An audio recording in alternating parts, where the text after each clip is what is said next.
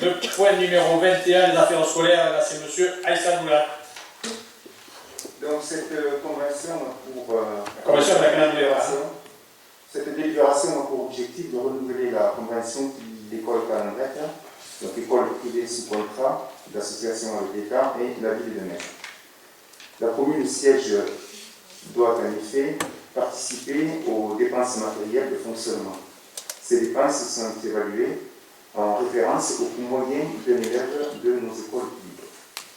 Par ailleurs, les élèves ou les enfants de l'école Calandrette bénéficient au titre d'avantage nature et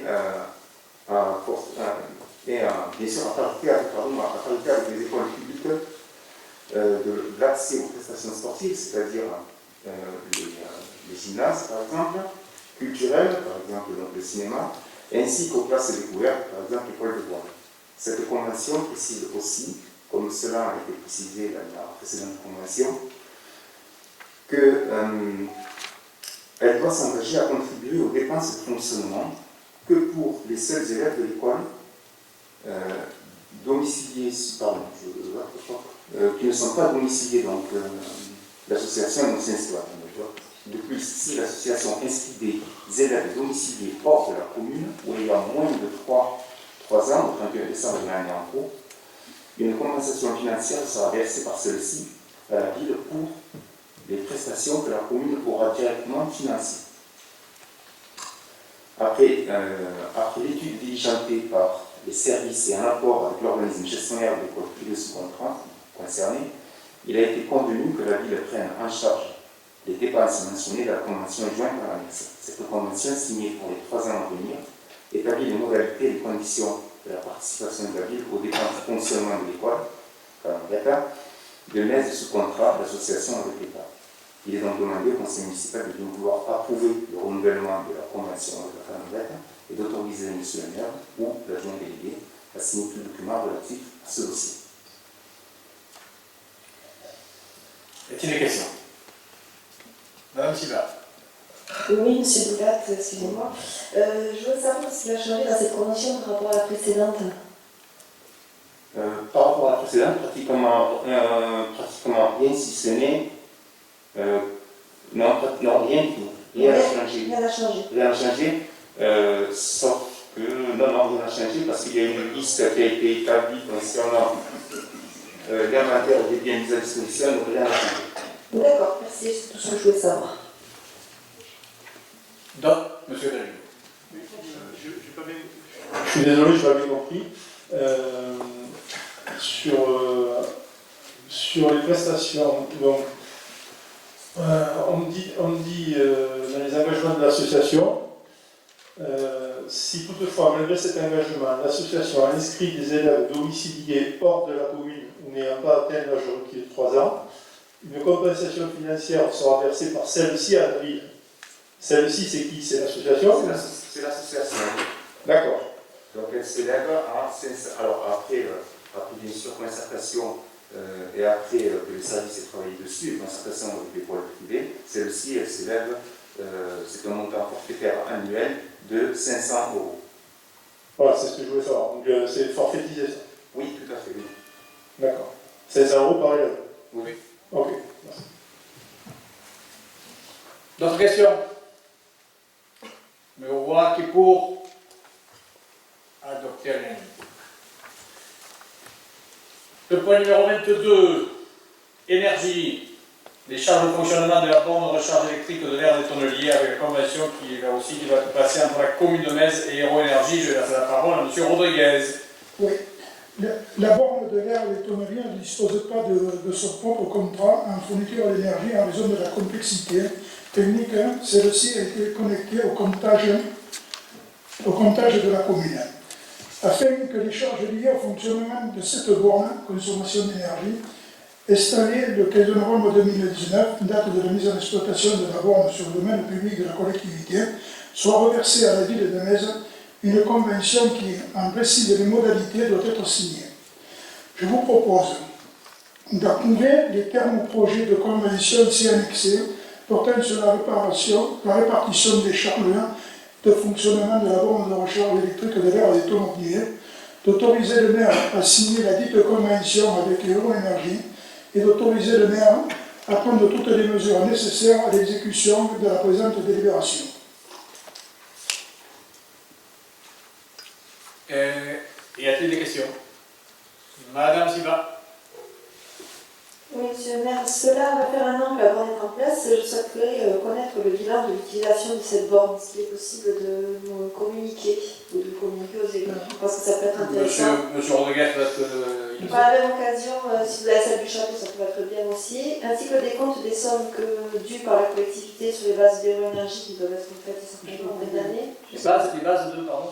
Les bases des sommes, le décompte des sommes dues par la collectivité sur les bases d'Héroénergie serait indiqué dans le contrat. Non, Oui, c'est indiqué dans le contrat. non, nous, la collectivité. vas-y. Article 3. La collectivité se chargera de produire un décompte des sommes dues sur la base des données transmises par Héroénergie. Est-ce que ce décompte, est-ce qu'il est possible qu'on puisse nous le fournir quand vous l'aurez? Quand on l'aura. Oui, Quand on l'aura, parce que c'est la convention, on l'a signé. Oui, d'accord. Oui, je ne le dis pas aujourd'hui. Ah, Hein. d'accord. Mais les bornes sont équipées d'un compteur divisionnaire, donc on fait c'est par rapport à ce compteur divisionnaire qu'on fera le... Voilà, mais je pense que ce serait juste intéressant qu'on l'ait. Voilà. Oui, il y a pas de souci. Sympa. Ensuite, je veux savoir ce qui se passe. Il y a quand même un problème de gestion, je ne sais pas. Le contrat Plein Laborde est en place depuis le 15 novembre 2019. La convention a été signée par Héroénergie le 9 décembre 2019, il y a pratiquement un an. Je sais que ça n'empêche pas les bornes de fonctionner, mais je me pose des questions à travers votre gestion de tout ça.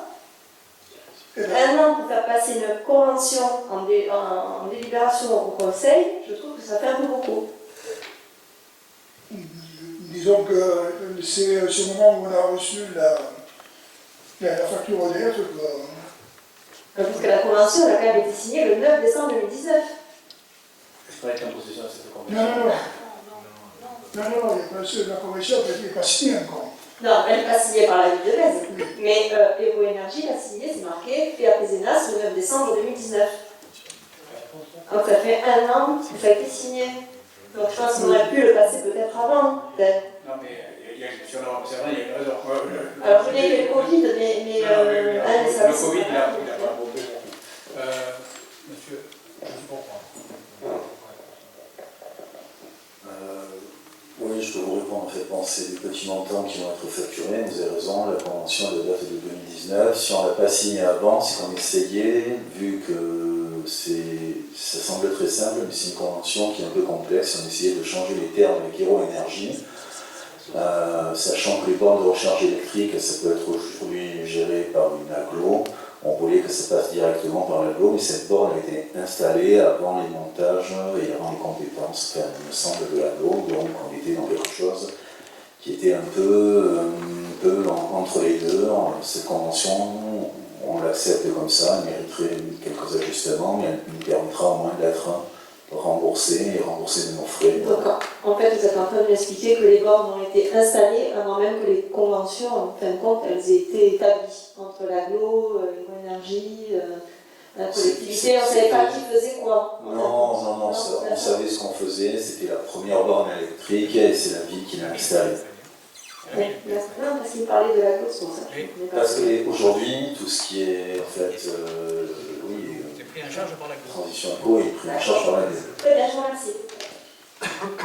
Et l'occupation que demandait Mme Silva, est-ce que Alors, au niveau de l'aire des tonneliers, on n'a que les éléments de 2019, on a passé de 2020, et en 2019, elle marquait le démarré de novembre et décembre.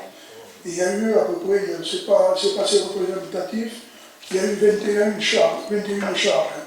Par contre, celle du château, sur les 2 années, on a eu 160 charges sur celle-ci. D'accord, merci. c'est bon? D'autres questions? Donc, qui est pour qu'on signe cette convention un an après? Qui s'abstient?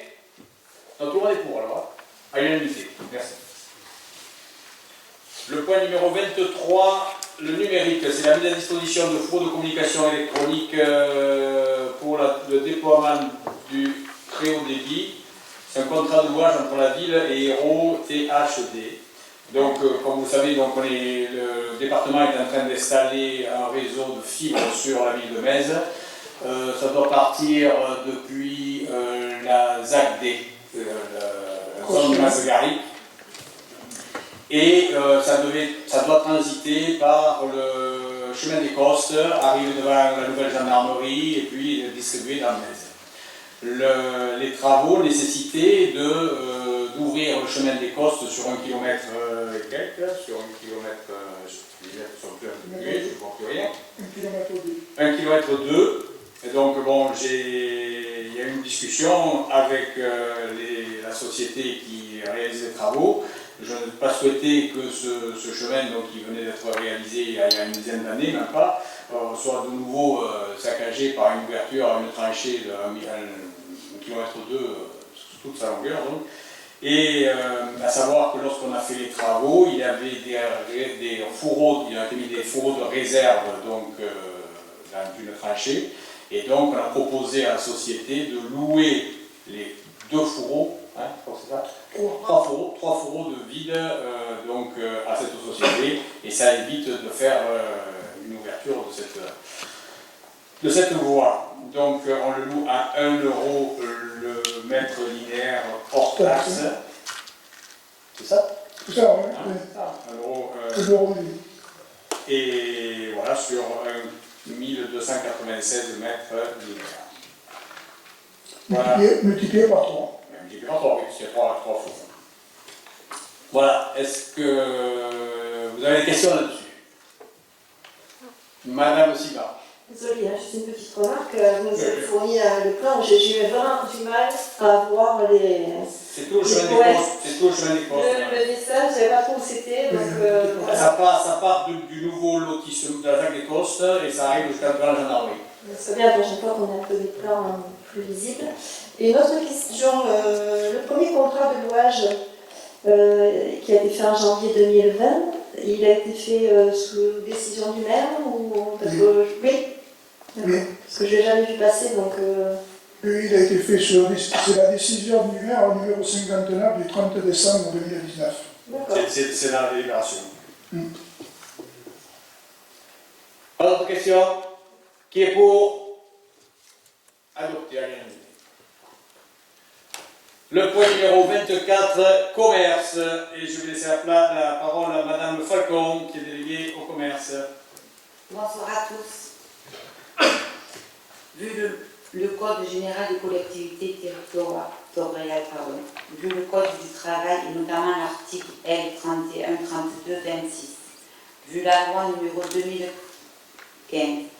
2015-990 du 6 août 2015 pour la croissance, l'activité et l'égalité des chances économiques, et notamment l'article 250, vu la demande présentée par le Conseil national des professions de l'automobile le 4 septembre 2020. Considérant que la suite à la promulgation de la loi 2015-990 du 6 août 2015, dite loi Macron, et en accord avec la nouvelle rédaction de l'article L31-32-26 du Code du travail, le Conseil municipal est appelé à présenter son avis sur les dérogations au repos dominical accordées aux établissements de commerce et de détail présentés sur le territoire communal. Considérant que cet organisme a sollicité pour l'année 2021 la possibilité pour les entreprises distributrices de véhicules sur Metz de déroger au repos dominical durant 5 dimanches afin d'organiser les portes ouvertes. Considérant que cette dérogation s'applique à toute la catégorie d'établissements exerçant la même activité commerciale, il est proposé au conseil municipal de bien vouloir donner un avis favorable à l'ouverture dominicale des commerces automobiles. Merci Madame Falcon. Y a-t-il des questions? Pas de questions? Qui est pour adopter à l'unanimité? Le point numéro 25, l'association, attribution d'une subvention exceptionnelle à l'association étudiante Hippoglam. Et je vais laisser la parole à Madame Lisiane Estrada-Caloueba. Monsieur le maire, mesdames et messieurs les élus, l'objet de la délibération soumise au vote du conseil municipal est de faire de la ville de Metz un des sponsors officiels de l'équipage 490 intitulé Dear Weasel qui participera à la 24e édition du Patriot Trophy, qui se déroulera normalement en février 2021. Alors il s'agit d'un raid automobile solidaire et éco-citoyen, c'est un cela qui nous intéresse, réservé aux moins de 28 ans et couru exclusivement en 4L. C'est une course d'orientation de 6000 km. Par étape entre Biarritz et Marrakech, les participants transportent du matériel, des fournitures administratives et des fournitures scolaires et sportives qui seront redistribuées aux enfants du Maroc et ils contribuent aussi au financement de la construction d'écoles avec un partenariat de l'association Enfants du désert et la Croix-Rouge française. Il multiplie aussi les actions pour limiter et compenser l'impact environnemental du rallye.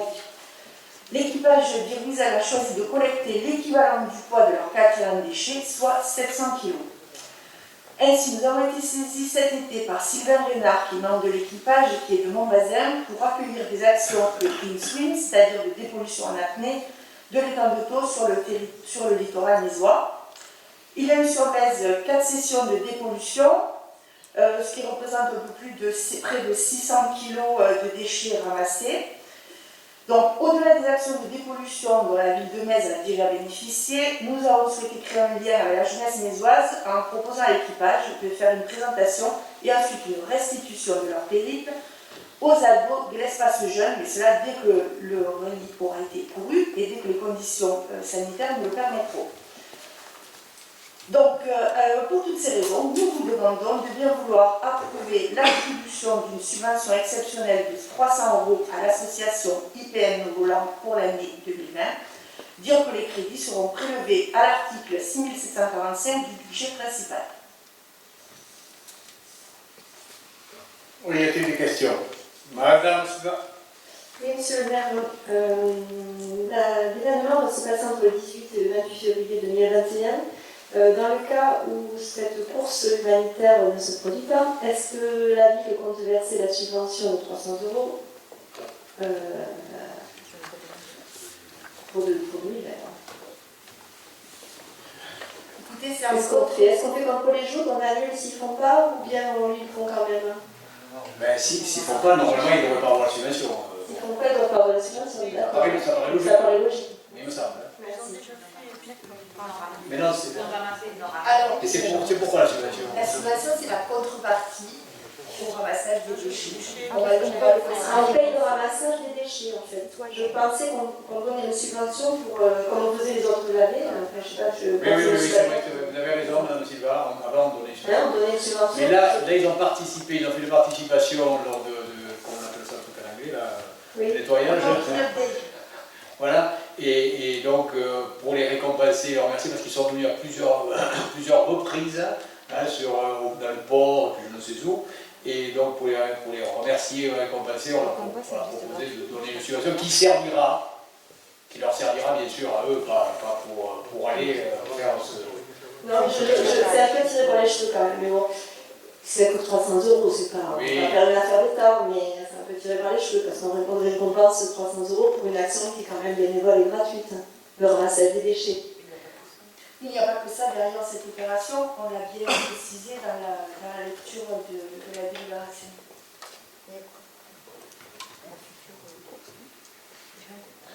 Chacun est libre de penser ce qu'il veut penser, de voter ce qu'il veut penser. Donc je vais mettre aux voix qui est pour. Tout le monde, qui s'abstient? Je ne sais pas, M. Graine. Qui est contre? Je ne vous ai pas vu, M. Graine. Et vous comprenez, vous avez, devant vous avez William Alric, donc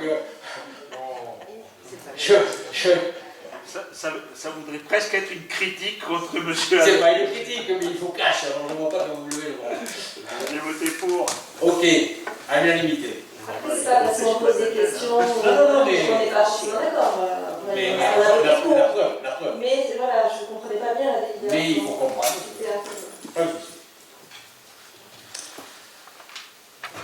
Le point numéro 26, Alors là, c'est le sport, je crois, donc c'est l'attribution de nouveau d'une subvention exceptionnelle à l'association gymnastique rythmique Club Mésois. Et M. Sol va vous narrer cette affaire-là. Donc, l'association gymnastique rythmique Club Mésois a sollicité la commune en vue d'un soutien financier exceptionnel destiné à participer aux frais de formation d'une jeune gymnaste sportive de haut niveau. L'association GRCM entraîne depuis quelques années Maëlle Fruyassier, qui a aujourd'hui 11 ans. Et c'est avec fierté que cette petite association mésoise nous informe que Maëlle a récemment intégré le pôle sport de gymnastique rythmique à Montpellier. Néanmoins, le pôle sport facture à l'association plusieurs frais de formation et d'inscription en concours au championnat.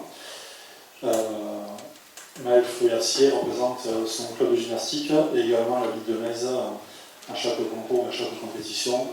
Ces performances sportives sont essentielles pour l'avenir de cette jeune gymnaste de haut niveau, dans l'optique progresser bien évidemment. Afin de soutenir l'association qui engage des frais supplémentaires importants, il serait souhaitable de lui accorder une subvention exceptionnelle de 500 €. Donc il est demandé au conseil municipal de bien vouloir accorder une aide exceptionnelle de 500 € à l'association GRCM et de dire que les crédits seront prélevés à l'article 6745, subvention exceptionnelle du budget principal 2020 de la commune. Y a-t-il des questions? Oui, M. Breza. Oui, juste un supplément par rapport à cette jeune fille.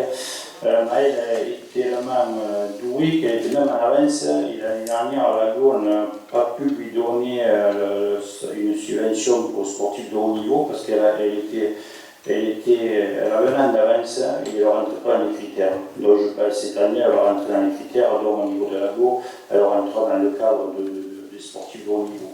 Voilà. Oui, j'ai rencontré l'entraîneur du GRCM, j'ai également contacté la maman. Donc de notre côté, de la ville, nous aidons le club et nous avons également transmis donc, à la famille le dossier de l'AGO qui a la compétence de soutien aux sportifs de haut niveau. Quel âge a-t-elle? Alors, l'année dernière, Et c'est parce qu'elle était trop jeune elle avait un an d'avance. Elle était rentrée en pôle avec un an d'avance, donc c'était complètement bête, mais il n'y avait pas droit. Ouais, c'est les critères, il faut pareil. Ouais, mais bon, c'était dommage, parce que bon, elle était quand même, elle avait un an d'avance. Bien. Le plus inquiétant en fait, moi je suis prof de PS et quand je vois les sommes exorbitantes qui sont demandées aux clubs et aux familles pour intégrer ce genre de structure, on peut comprendre pourquoi Jeux Olympiques, la France en gymnastique n'est pas parfois parmi les premières nations, puisque tout simplement au niveau des familles, je pense que les sommes qui sont demandées peuvent représenter un frein pour un bon nombre d'entre elles. Voilà. Donc je suis content, c'est pour ça que je demande de bien vouloir aider ce projet sportif très louable. Bien. Je me vois qui est pour adopter à l'unanimité pour la petite Fruyassier, c'est ça. Hein?